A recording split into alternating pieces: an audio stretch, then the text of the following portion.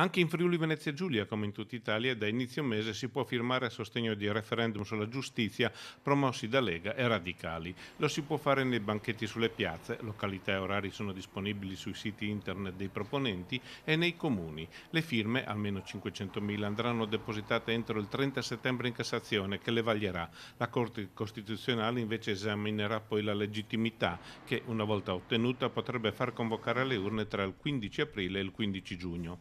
Il primo quesito riguarda la responsabilità civile dei magistrati, prevedendo che il cittadino possa chiedere il risarcimento dei danni direttamente a un magistrato e non allo Stato, come ora. Il secondo interviene sulla separazione delle carriere e prevede di separare nettamente le funzioni di magistrato, pubblico ministero e giudice. Se approvato a inizio carriera, il magistrato dovrà scegliere senza più la possibilità di passare dall'una all'altra. Il terzo quesito riguarda la custodia cautelare, prevista nei casi in cui ci sia il pericolo di fuga, di inquinamento delle prove e di compimento di nuovi e gravi reati, limitandola ai soli reati gravi.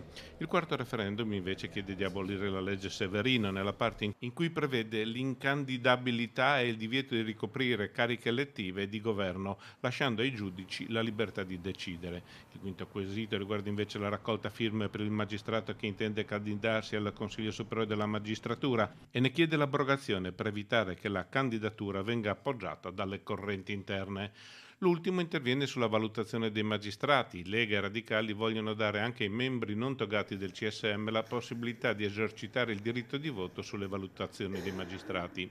Mentre il centro-destra appare compatto sull'appoggio dei referendum, con il distinguo di Fratelli d'Italia su quelli della legge Severino e custodia cautelare, posizioni ancora non ben definite nel centro-sinistra, con alcuni esponenti che li giudicano condivisibili. Netta invece la contrarietà dell'Associazione Nazionale Magistrati.